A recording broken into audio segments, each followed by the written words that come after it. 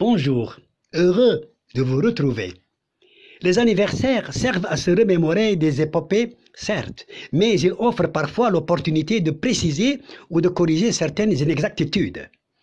On a souvent reproché aux historiens algériens de n'avoir pas suffisamment montré le rôle et l'impact de la révolution marocaine pour la libération du Maroc sur la révolution algérienne pour la décolonisation de l'Algérie.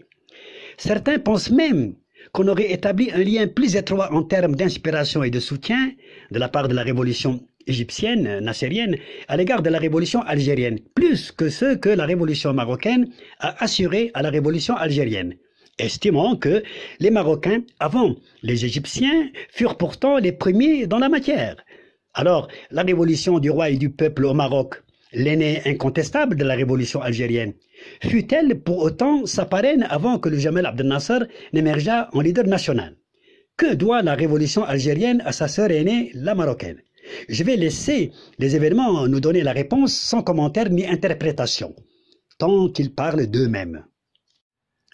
Lorsqu'en février 1947 fut créé le bureau du Maghreb arabe au Caire, dont l'un des objectifs essentiels était l'indépendance du Maghreb arabe et son unité dans le cadre de l'unité arabe, le manifeste de l'indépendance au Maroc, qui revendiquait la souveraineté du pays dans l'ensemble de son territoire internationalement reconnu, avait déjà 2 ans et 2 mois d'existence. Par ailleurs, le discours de Tanger du roi Mohammed V, délivré en avril 1947, venait acter l'aspiration des pays du Maghreb arabe, proclamée par la conférence du Maghreb arabe, tenue au Caire 2 mois plus tôt. De ce qui précède, nous concluons que le Maroc, par l'unanimité de son peuple et la voix de son souverain, fut le premier pays à exprimer officiellement à l'échelle nationale une volonté d'indépendance politique et territoriale totale au niveau maghrébin, aussi bien avant qu'après la création du Bureau du Maghreb arabe. C'est 14 mois après le commencement de la révolution du roi et du peuple au Maroc, le 20 août 1953, en plein jour au palais royal de Rabat, que la révolution algérienne éclata à la faveur de l'obscurité dans la nuit du 31 octobre au 1er novembre 1954 dans l'Aurès. Les Algériens qui voyaient quotidiennement leurs voisins marocains et leurs frères lutter pendant de nombreuses semaines contre l'occupation ne pouvaient rester indéfiniment inactifs dans l'expectative. Leur insurrection ne devait pas trop surprendre les Français. Pour un peuple qui devait autant refuser l'oppression et la servitude, cela s'avérait le plus normalement du monde. Par conséquent, la révolution du roi et du peuple dans l'empire chérifien devait inspirer le peuple algérien à faire également sa révolution de libération, puisque l'adversaire et l'objectif étaient communs, puisque l'épreuve coloniale était la même, au même goût.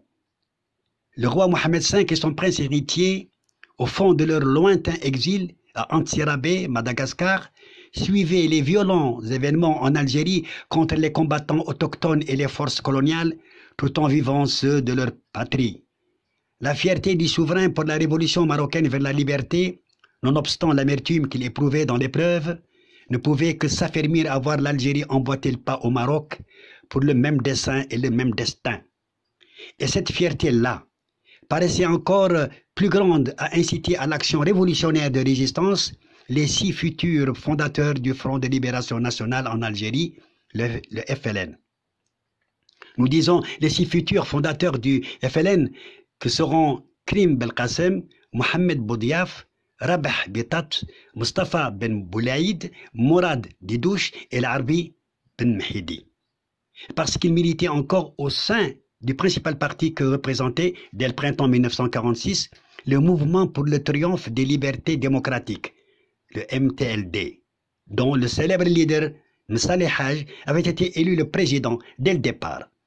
L'émergence de cette formation politique intervint donc 2 ans après la création du Parti de l'Istiqlal du Maroc. Cela, il faut le retenir. Ce fut la première imitation politique algérienne calquant une initiative nationaliste marocaine.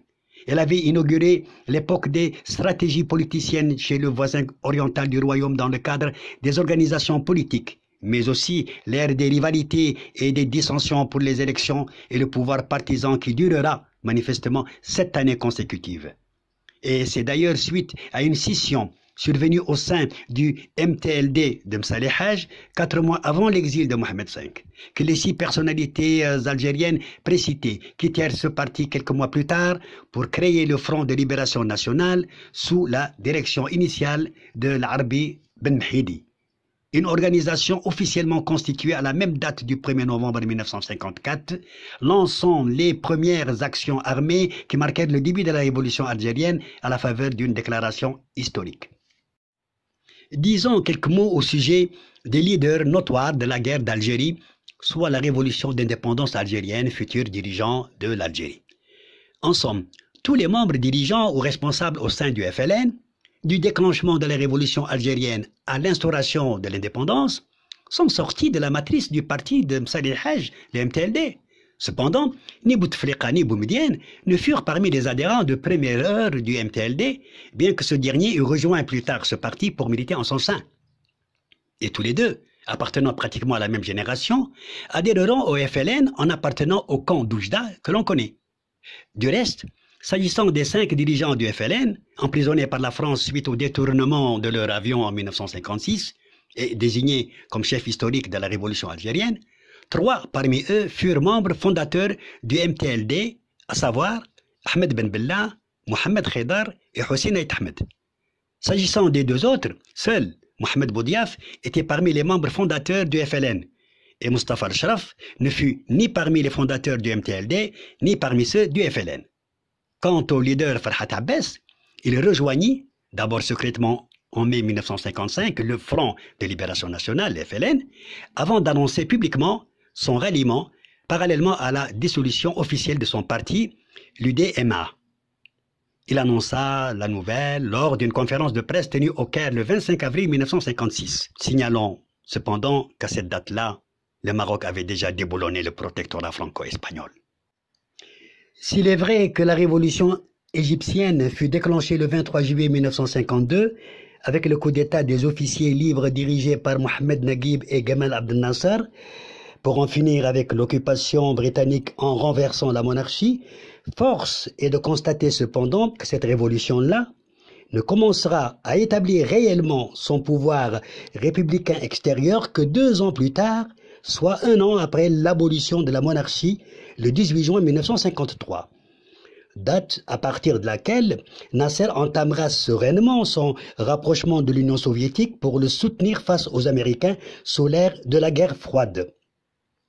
D'ailleurs, à la réalité chronologique se joint la vérité logique, car dites-moi, comment la révolution égyptienne où Nasser n'a triomphé qu'à partir du 27 octobre 1954 à Alexandrie, aurait-il pu secourir, à 3 jours seulement de cette victoire, une révolution algérienne qui, n'ayant pas encore vu le jour elle-même, sera effectivement soutenue par la révolution marocaine du roi et du peuple qui agissait depuis plus de 15 mois déjà. Et puis encore et surtout, entre 1957 et 1962, période intense de la révolution algérienne où le Maroc indépendant et plus fort qu'avant soutiendra le FLN pour libérer l'Algérie. À ce propos, il y a une réalité fondamentale et indéniable qui tient en quelques mots.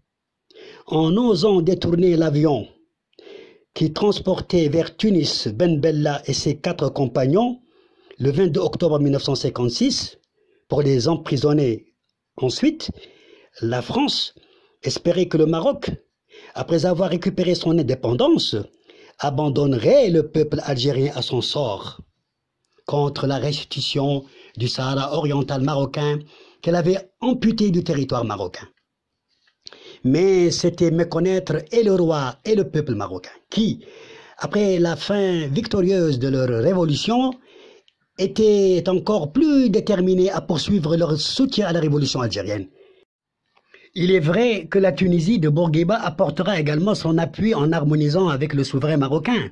Il est donc clair que sans le Maroc et la Tunisie d'abord, et bien avant le soutien auxiliaire d'une Égypte à 3900 km d'Oujda, et qui ne pouvait faire entrer une aiguille dans cette ville où siégeaient et d'où opéraient les combattants de l'armée de libération nationale algérienne sans la complicité du Maroc et à travers le territoire marocain. Car rappelons-le, les combattants Algériens s'étaient repliés derrière la frontière marocaine avec le soutien des résistants marocains qui combattaient en même temps pour le retour du sultan Sidi Mohamed Ben Youssef. Dans un essai de Gilbert Meinier sur la guerre d'Algérie, l'on peut lire un extrait intitulé « La révolution du 23 juillet 1952 au secours de la Taura Révolution, sœur algérienne du 1er novembre 1954 ».